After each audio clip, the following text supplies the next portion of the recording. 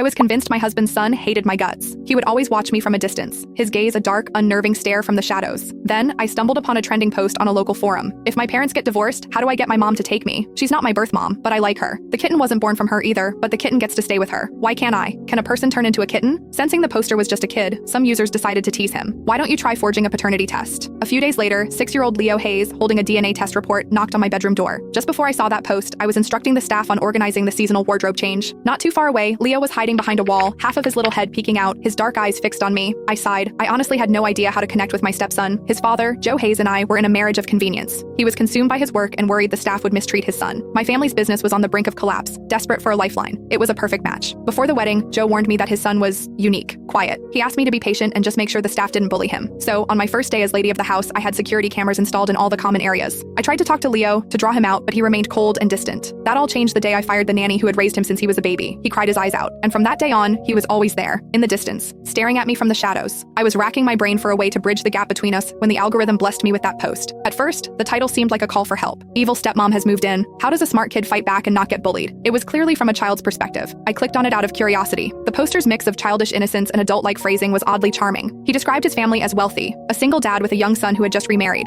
But the more I read, the more a strange feeling crept over me. The details were uncannily similar to my own situation with Leo. The only difference was the poster's reaction. Take the nanny incident, for example. The poster wrote, "Battle report. That woman fired the nanny who's taken care of me my whole life." I cried. The comments exploded. WTF, I thought this was a joke post, but this is a real evil stepmom. It's only been a few days and she already got rid of his childhood nanny. Dude, slow down. But a lifelong nanny? This kid is definitely rich. The new wife is probably a gold digger. She'll have her own kid, push this one out, and turn him into a useless brat to secure the inheritance. Poster, you're in danger. I've got a whole library of novels about evil stepmom schemes. Want me to send you some for research? Poor baby, you must be so heartbroken right now. The poster replied, "I'm not heartbroken. I cried because I was so happy. That horrible nanny is finally gone. She never let me dress myself. She even insisted on spoon-feeding me, going on about how I was a precious little prince born to be pampered. Before that woman arrived, the nanny kept bad-mouthing her and telling me how much better her own niece was, how she'd be a much better fit to take care of me. It was so annoying. I told her to stop, but she never listened, so I gave up. I'm so glad that woman got rid of her." Someone asked why he didn't just tell his dad. The poster, "Dad is really busy. I don't want to be a burden. I have to be considerate." Reading that, my heart ached a little. The other users were flooded with sympathy. Then, one user commented, "This sounds a bit off. Is it possible the stepmom saw what was happening and fired the nanny to help you? So the stepmom is actually a good person? Let's not get ahead of ourselves.